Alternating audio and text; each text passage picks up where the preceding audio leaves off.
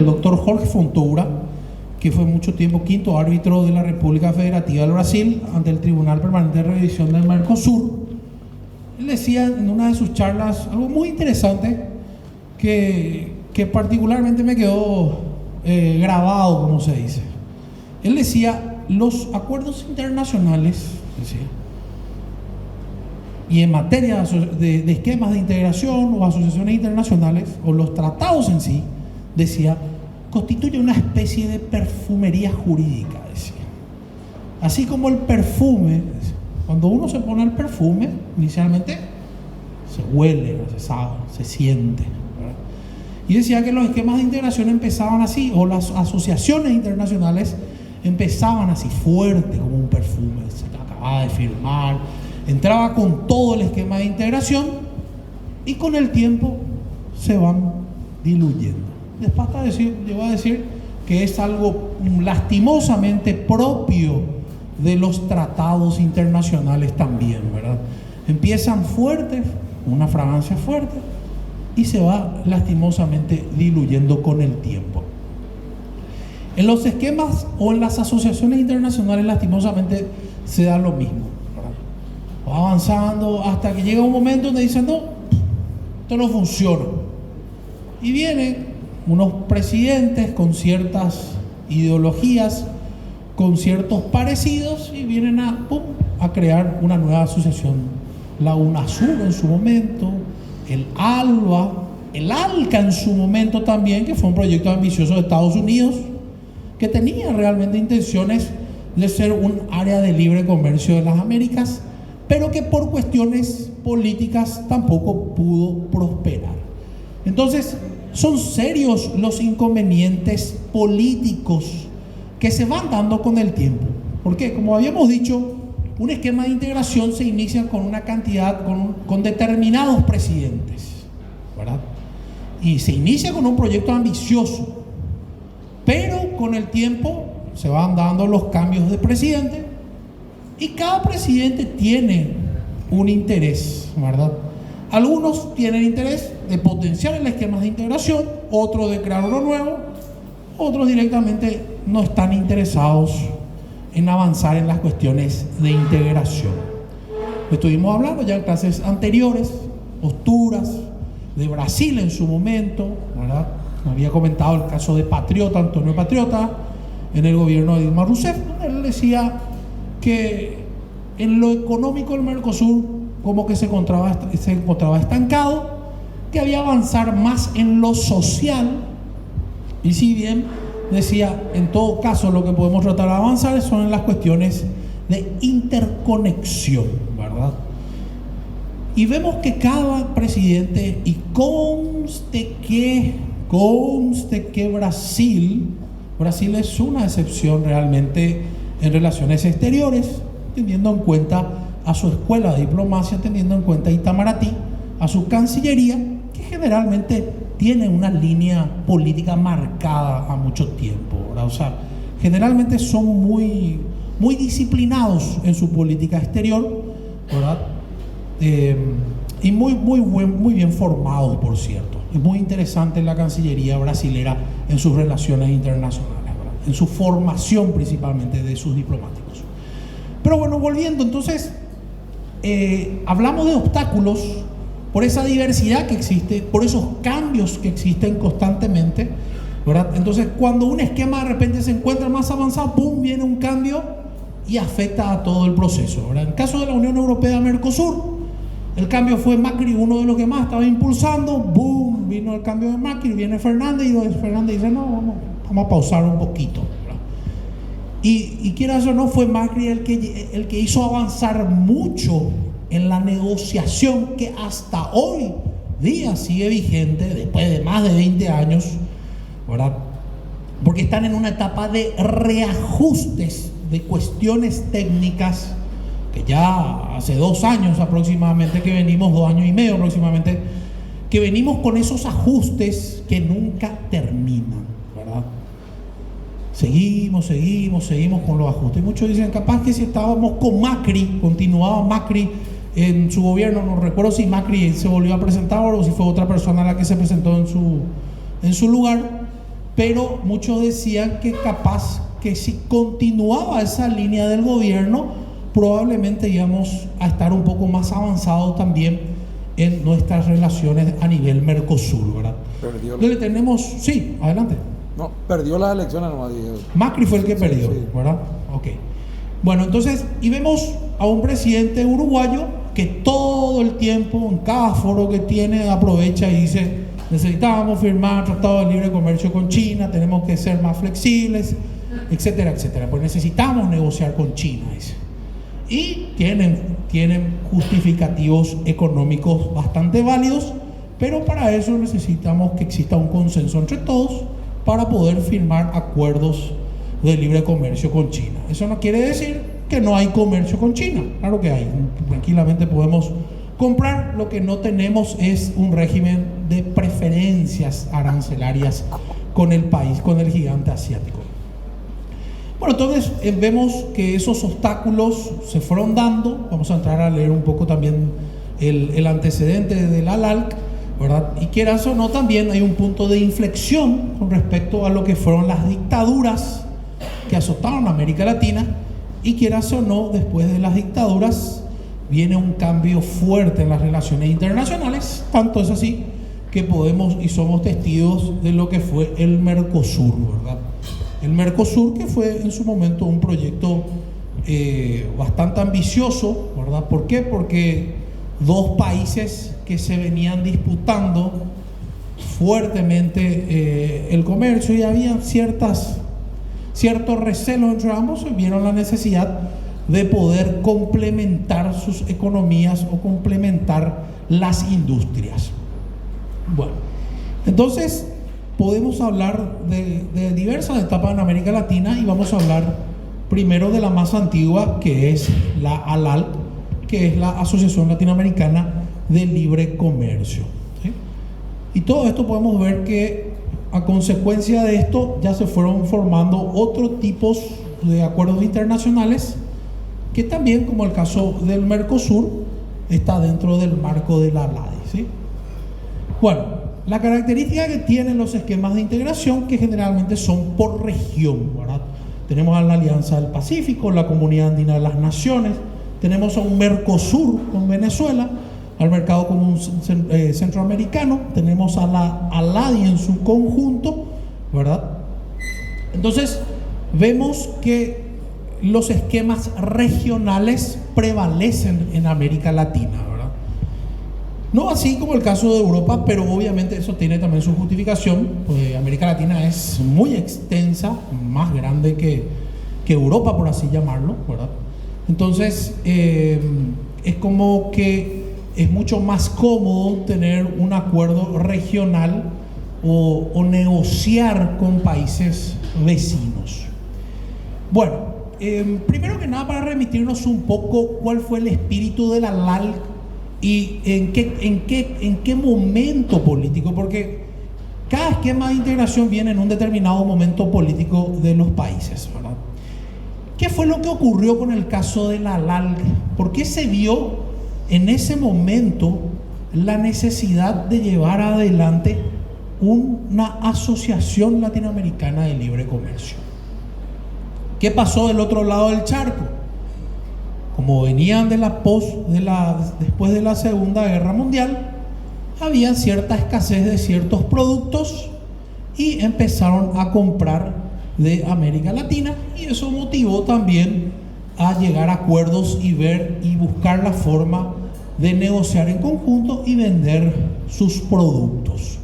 Si bien es cierto, eso no duró mucho tiempo, porque los europeos, bien fieles a sus características como se dice, de emprendedores, de trabajadores, reconstruyeron Europa, se recuperaron y muy rápido dejaron otra vez de necesitar de ciertos productos como el azúcar, el cacao, etcétera, que en ese momento sí eran muy necesarios y lo importaban mucho de América Latina.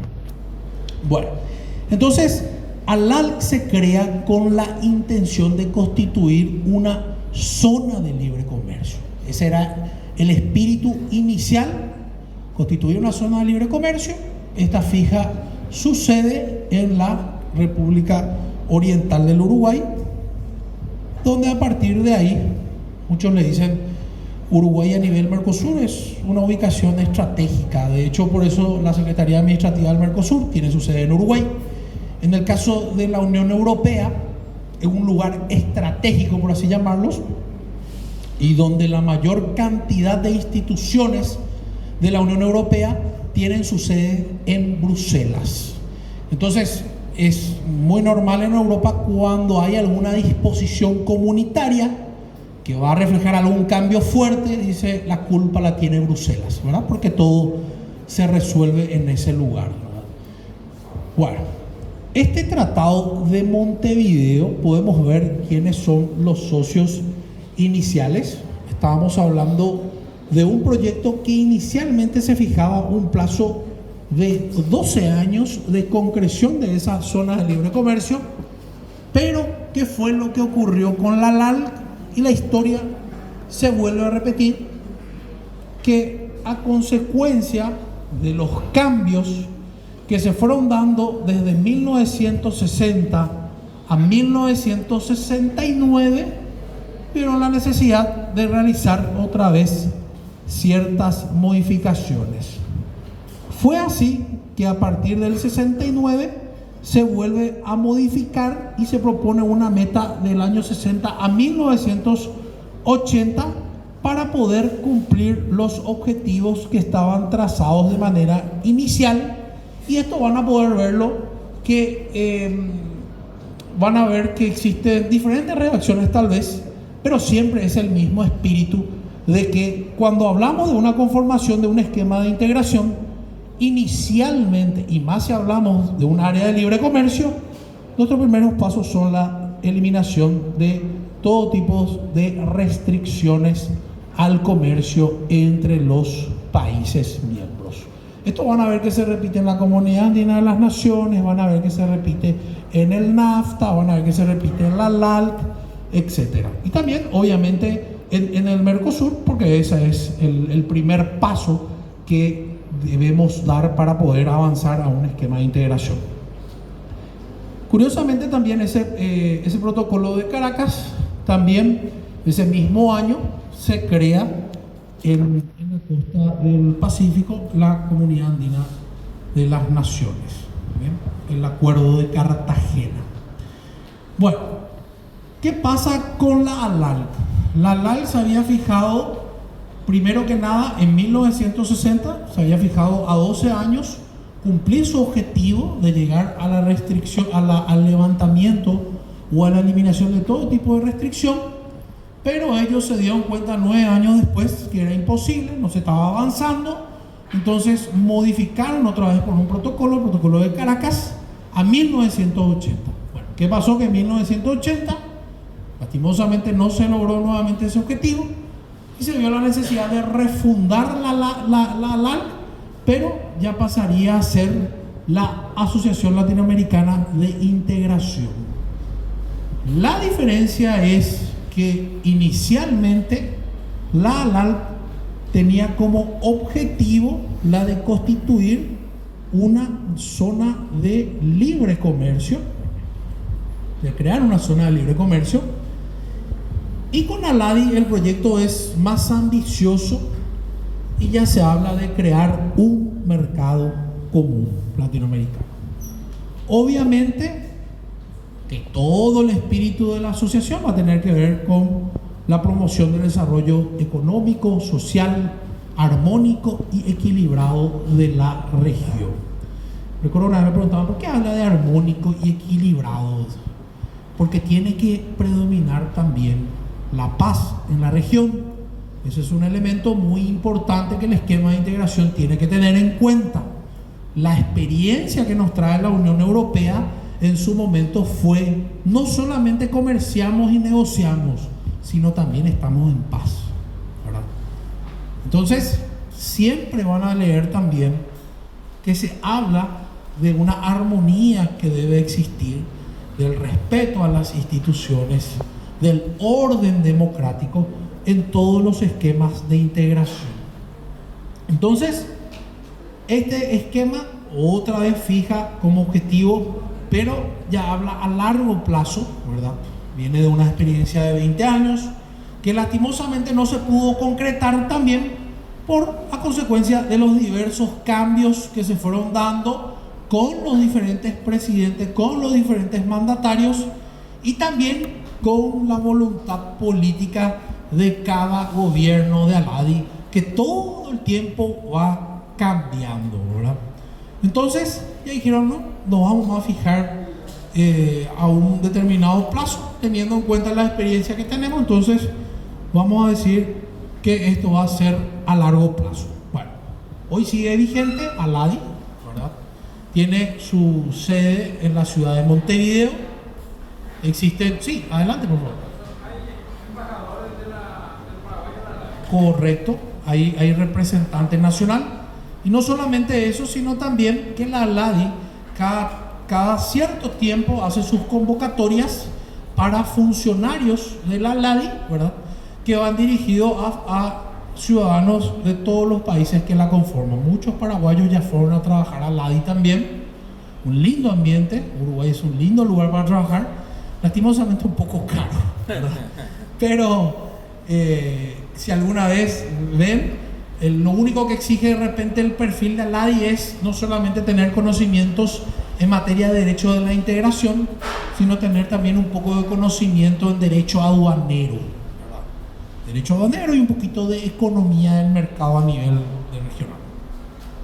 Hubieron casos que hubieron llamados para paraguayos y lastimosamente no tuvimos la suerte de poder, como se dice, no hubo ningún ciudadano que pudo cumplir el perfil, ¿verdad? Sí, pero es un muy lindo lugar, les soy honesto. Al-Hadi es un lugar excelente. Sí. Profesor, ¿cómo se podían firmar estos acuerdos si un requisito, supuestamente un requisito, era de que haya democracia para... Es más, es el requisito obligatorio para que un Estado pida su adhesión a un esquema de integración. Hay dos condiciones esenciales. Primero es la de ser un Estado democrático. Sí. ¿Qué quiere decir que es un Estado democrático? Que al esquema le da la garantía que ese Estado va a cumplir sus compromisos una vez que ingrese. Es un país serio, ¿verdad?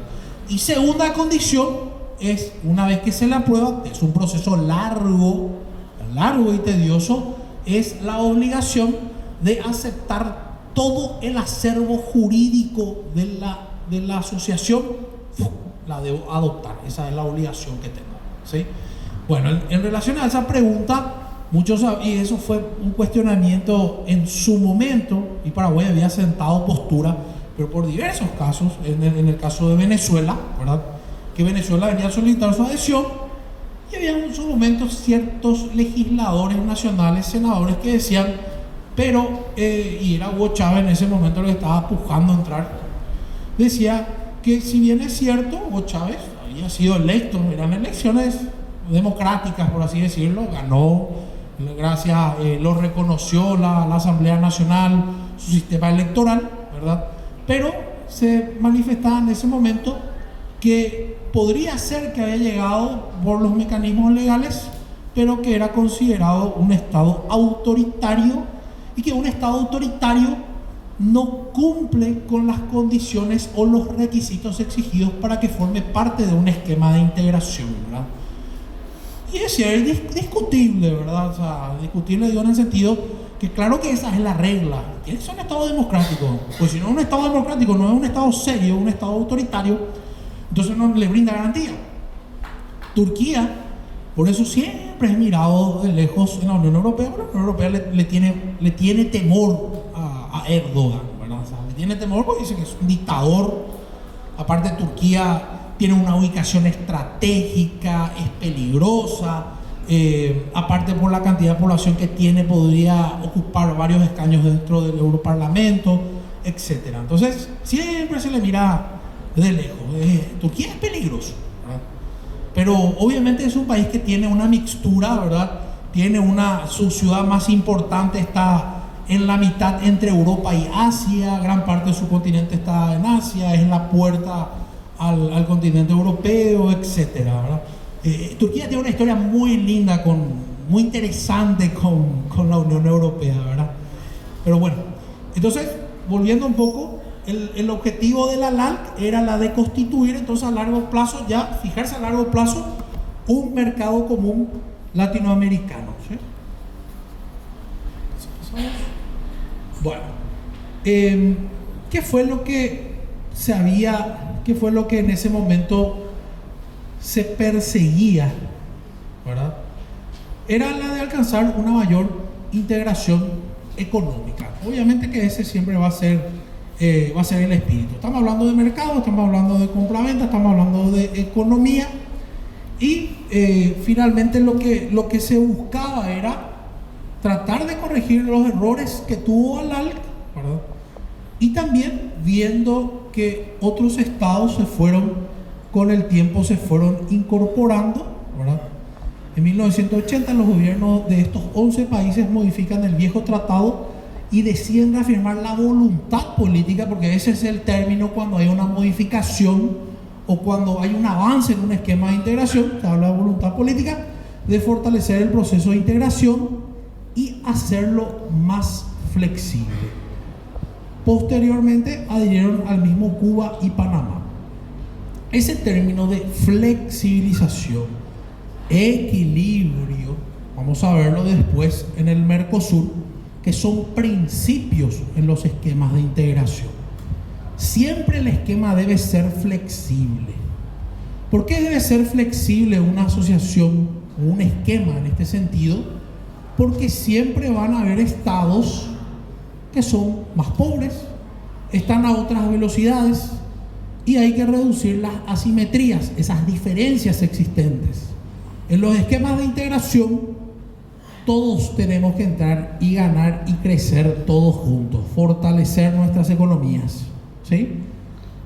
Entonces, uno de los principios que se utiliza dentro de las asociaciones es la de la flexibilidad. Hay que tener en cuenta que la velocidad de los estados difiere bastante una de otra, ¿verdad? Obviamente la ubicación geográfica tiene un punto muy importante, los socios comerciales, los productos, las industrias, las exportaciones de determinados productos, quiera o no, eso marcan una diferencia muy importante, ¿sí?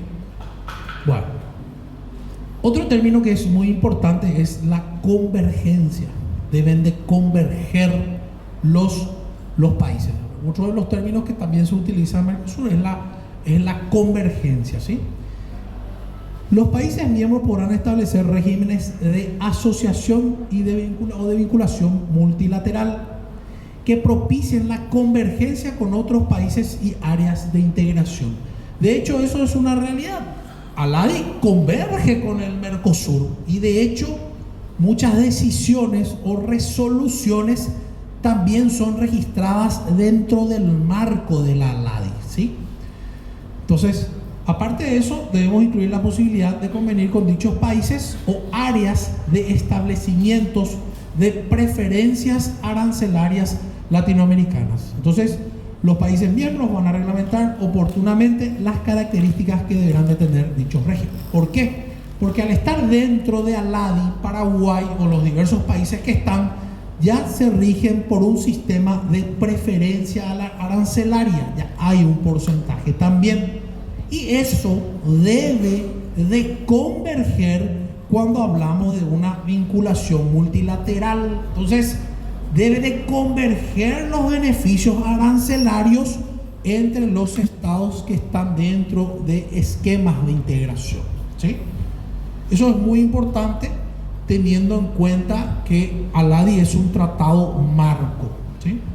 Bueno, estos son otros propósitos que se van repitiendo en los diferentes esquemas de integración con diferentes términos. Volvemos a la reducción de las barreras al comercio, la promoción del desarrollo económico y social de la región en forma armónica y equilibrada a fin de asegurar un mejor nivel de vida para los pueblos. Siempre decimos, volvemos a recalcar, que el espíritu de las asociaciones internacionales es la de mejorar el nivel de vida de los pueblos. ¿Se mejora cómo? Con beneficios que le afecten a todos.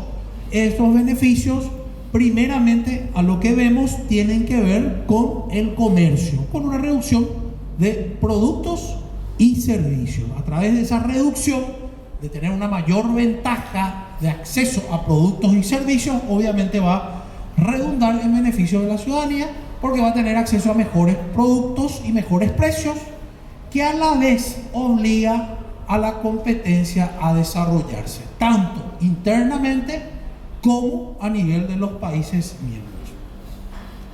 Entonces, favorece el esquema de integración desde diversos puntos de vista, ¿sí? Último es la de crear un área de preferencias económicas, teniendo como objetivo final el establecimiento del tan añorado y ansiado mercado común latinoamericano. Ufa, ya no se ve casi. Pero bueno, estas son las autoridades de ALADI. Primero que nada vemos, y siempre vamos a encontrarlo, que Cancillería es el órgano supremo de conducción política, el que está a cargo de toda la gestión que tiene que ver con la asociación, ¿verdad? Luego vemos a un comité de representantes, es un órgano permanente, es de dirección política. Vemos a una conferencia de evaluación y de convergencia, que es el responsable de examinar cómo va el proceso y recomienda ciertas medidas que tienen que ver con medidas técnicas. Y por último vemos al órgano técnico, que es el responsable de la proposición, evaluación y gestión.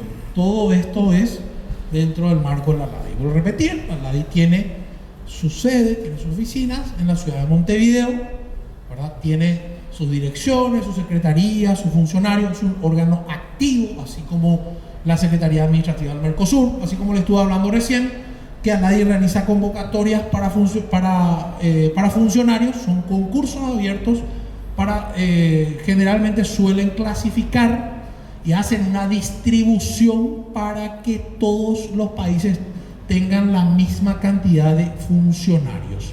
Lo mismo ocurre también con la Secretaría del Mercosur, ¿verdad?, que tiene también su sede en Montevideo, que también tiene sus direcciones, tiene sus funcionarios, y se da lo mismo también en que los ciudadanos nacionales pueden concursar, si alguna vez pueden concursar. Entonces sería no solamente para trabajar, sino también se realizan pasantías en la ciudad de Montevideo. Hay convocatorias para estudiantes que tengan interés de realizar una pasantía en Montevideo, ¿sí? El ALADI también suele tener, pero no tan frecuentemente como el Mercosur. Bueno, volvemos un poco ahora, pasamos a la región del Pacífico.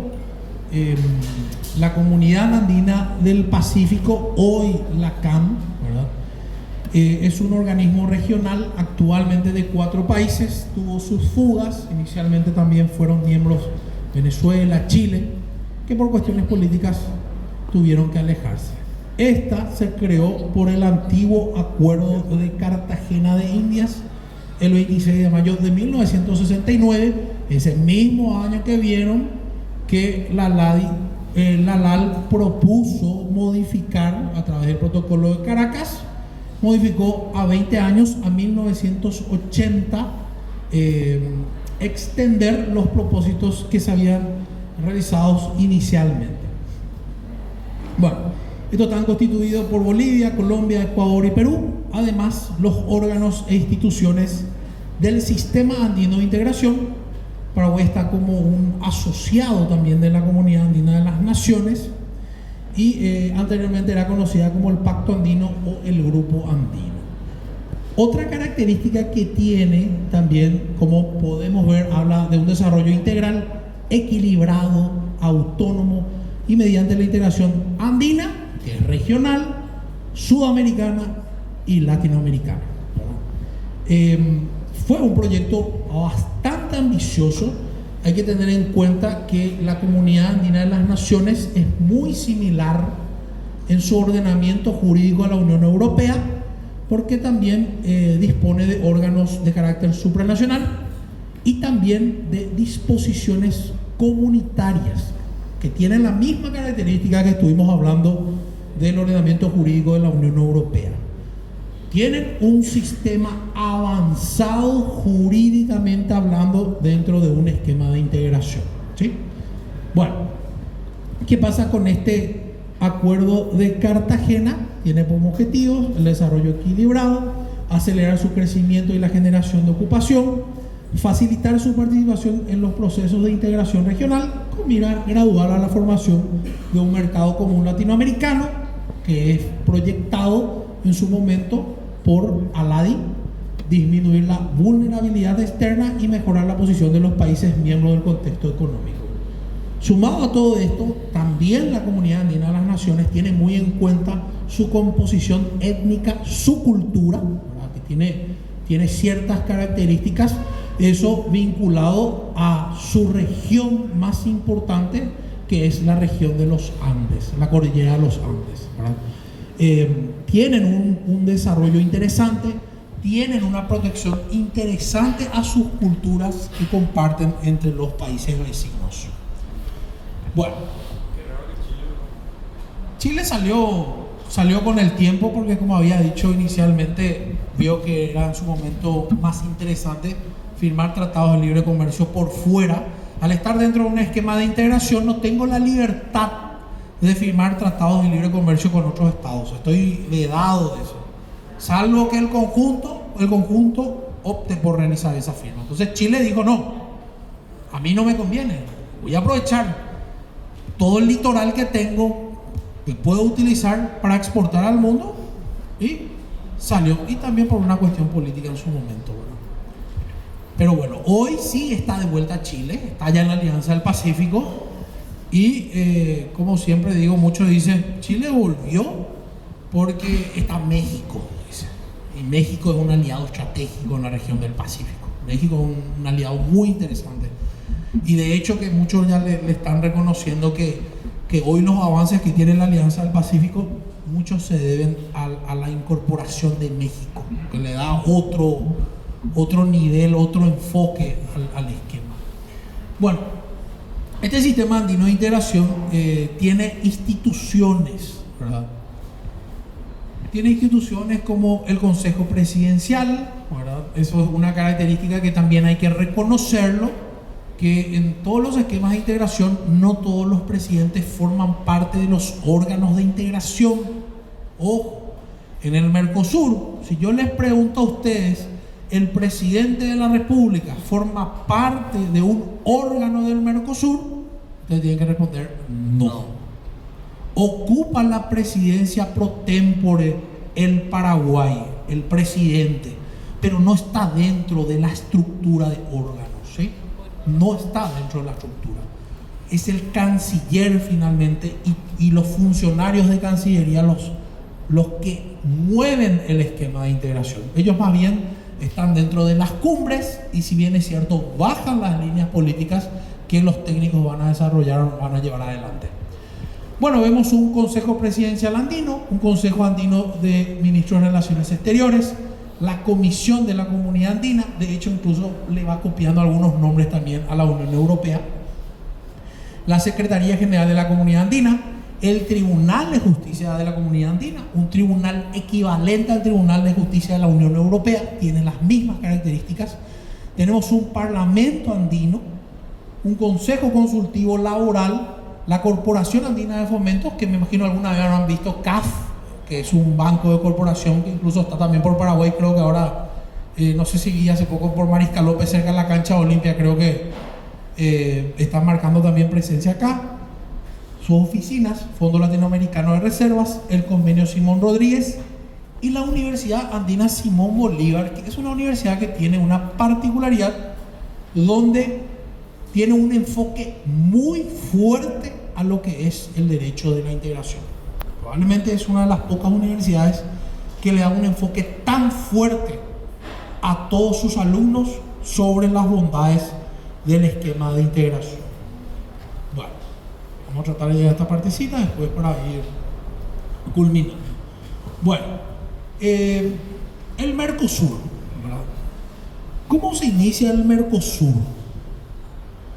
Primero que nada hay que entender que hubo un acercamiento en una firma de una declaración de Foz de Iguazú del año 1985 a través de un programa de cooperación e integración entre Brasil y Argentina, donde empieza el acercamiento entre ellos. Se empieza a hablar de cooperación y de integración, se empieza a hablar de comercio, se empieza a hablar de importación, de exportación, se empieza a hablar de industria, del desarrollo industrial, y se va abriendo, se va forjando el camino para poder llegar en septiembre de 1960. Ya se reunieron paraguayos y uruguayos en Buenos Aires con negociadores argentinos del grupo Mercado Común. 90 ahora. En 1990, perdón. ¿Qué año dije? 60. No. Bueno, entonces, ¿qué fue lo que pasó? Inicialmente el acuerdo era entre Argentina y Brasil. Avanzaron. Y después ya cerca de los 90 dice Argentina, che, ¿por qué no le traemos a Uruguay? Yo honestamente no sé para Uruguay. Tiene una ubicación estratégica y quieras o no es un estado que en su momento fue indispensable para que nos divida, ¿verdad? Y se lo vio como un aliado en ese momento. Uruguay se incorpora a la lista y no recuerdo quién fue que dijo, si fue el argentino uruguayo, digo, bueno, ¿por qué no limitamos a Paraguay también? Y viene Paraguay y bueno, y así Paraguay también se incorpora. Y a partir de ese momento ya empiezan las reuniones, las mesas, para suscribir ya en el año 1991, coincidentemente en Asunción, el tratado que da origen al Mercosur. ¿Sí? Paraguay inicialmente no estaba en el proyecto. Paraguay no estaba en el proyecto. ¿Sí? Sí, adelante.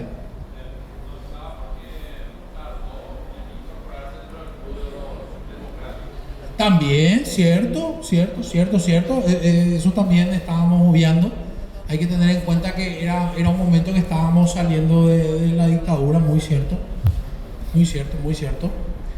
Pero, como había dicho, inicialmente no estaba en el proyecto, ¿verdad? Pero bueno, así fue que se terminó incorporando Uruguay y finalmente Paraguay también.